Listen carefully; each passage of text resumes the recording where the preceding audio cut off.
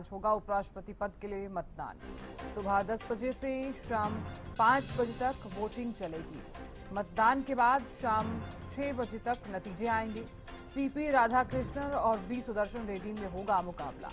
NDA की ओर से CP Radhakrishnan है उम्मीदवार और विपक्ष ने बी सुदर्शन रेड्डी को प्रत्याशी बनाया है। तो आज उपराष्ट्रपति पद के लिए मतदान होगा, ये बड़ी खबर आपको बता रहे हैं।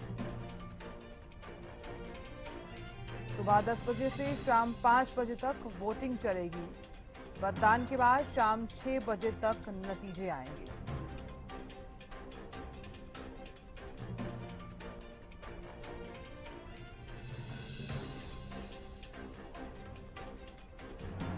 और खबर पर ज्यादा जानकारी के साथ दिल्ली से संवाददाता अपराजिता जी जुड़ गई हैं। अपराजिता, उपराष्ट्रपति पद के लिए मतदान होना है।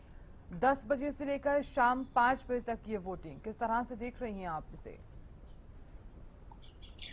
बिल्कुल देखिए साधना, सबसे पहले जिस प्रकार से दोनों ही पार्टियों की तैयारियों की बात करते हैं, जिस प्रकार से भारतीय जनता पार्टी और एनडीए के सांसदों का वर्कशॉप आयोजित किया गया था राजधानी दिल्ली में, जिसके अलावा अगर बात की जाए विपक्ष की भी, जिस तरीके से विपक्ष के सांसदों के लिए भी मॉक वोटिंग का भी आयोजन किया गया था, ताकि किस प्रकार से नए सांसदों को बताया जाए कि वाइस प्रेसिडेंट के चुनाव को किस तरीके से करते हैं, क्या बैलेट पेपर होती है, कैसे नाम देना उसमें लिखना होता है, कहाँ पर डालना होता है, ताकि एक भी वोट वेस्ट ना हो जाए या फिर उसे गलत ना ठहरा दिया जाए, वेस्ट ना हो जाए।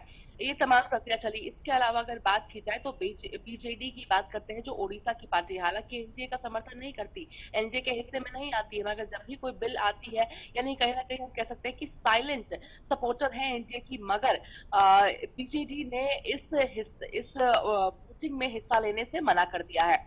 इसके अलावा अगर बात की जाए तो अन्य जितनी भी पार्टियां हैं, यानी टीडीपी की बात करते हैं, तो उनके जो लोकसभा सांसद हैं, उनके आवास पर कल बैठक हुई थी, रणनीति तय की गई थी। क्योंकि देखिए, अगर टीडीपी की हम बात करते हैं तो कहीं ना कहीं मुकाबला है, क्योंकि अगर सीपी राधाकृष्णन की बात करते हैं जो एनडीए के उम्मीदवार हैं, अगर टीडीपी उन्हें समर्थन देती है तो कहीं ना कहीं उनके राज्य में उन्हें परेशानी का सामना करना पड़ सकता है, क्योंकि जो दूसरे उम्मीदवार है बी सुदर्शन रेड्डी, वो आंध्र प्रदेश से आते हैं। अब अगर आंध्र प्रदेश के व्यक्ति को समर्थन न दे करके वो अगर एनडीए के नेता को समर्थन देते हैं, उम्मीदवार को समर्थन देते हैं, तो कहीं ना कहीं उन्हें आलोचना का सामना करना पड़ेगा कि आंध्र के लोगों के सामने, और कहीं ना कहीं इसका असर चुनावों में भी देखने को मिल सकता है।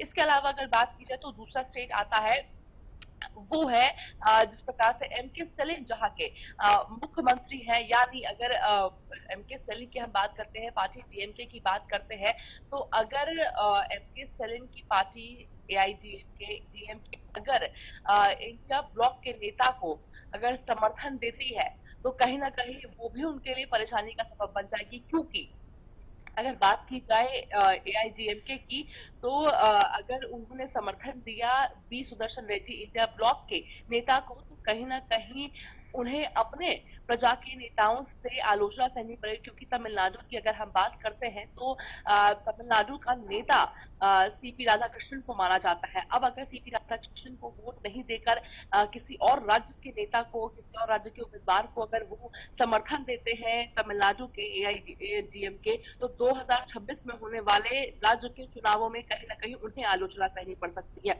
इससे सबसे बड़ा फ्रंट फुट ये रहेगा भारतीय जनता पार्टी के लिए कि जहां पर खाता भी नहीं खोल पाई है, यानी लोकसभा की बात की जाए तो खाता भी भारतीय जनता पार्टी नहीं खोल पाती है, उनके लिए रास्ता साफ होती हुई नजर आएगी। क्योंकि ऐसा ही एक एग्जाम्पल उड़ीसा में भी देखने को मिला था, यानी द्रौपदी मुर्मू राष्ट्रपति की अगर बात करते हैं तो उनके भारतीय जनता पार्टी ने उम्मीदवार घोषित किया, जिसके बाद जीत हासिल हुई।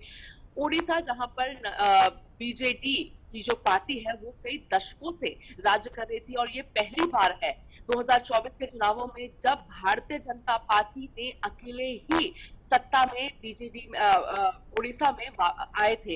यानी हमें याद है किस प्रकार से 2009 के आसपास बीजेडी और बीजेपी के साथ एक बार बीजेपी आ पाई थी, जिसमें भी वो माइनर थी, बीजेपी माइनर पार्टी थी, मगर द्रौपदी मुर्मू के बाद ओडिशा में जिस प्रकार से भारी समर्थन बीजेपी को मिला था और सीधा सरकार बना पाई। तो कहीं ना कहीं राजनीतिक यहाँ पर खेल खेला जा रहा है। दोनों ही उम्मीदवार के जरिए अब देखना दिलचस्प होगा कि आखिर कौन जीतता है, क्या प्रशासनिक जीत होती है या फिर जिस प्रकार से एक लीगल मुक्ति माने जाते हैं, चीफ जस्टिस रह चुके हैं, जस्टिस रह चुके हैं, तो उनकी जीत होती है, ये खुद में देखना दिलचस्प होगा। हालांकि अगर आज की हम बात करते हैं तो जम्मू कश्मीर, उत्तराखंड, हरियाणा, पंजाब और हिमाचल के जो सांसद हैं, सभी सांसद केंद्रीय मंत्री मनोहर लाल के आवास पर करीब 8 साढ़े 8 बजे के आसपास इकट्ठे होंगे, जिसके बाद 10 बजे पार्लियामेंट के लिए वहीं से रवाना होंगे, क्योंकि हर हम्म। केंद्रीय मंत्री को जिम्मेदारी दी गई है कुछ कुछ बिल्कुल स्टेटों की। अपराजिता, देखने वाली बात होगी कि क्या कुछ रहता है। और अभी तो फिलहाल काफी सारी चीजें भी कुछ खास रहने वाली है मतदान को लेकर और वोटिंग को लेकर, तो देखने वाली बात होगी। बहुत शुक्रिया जानकारी देने के लिए।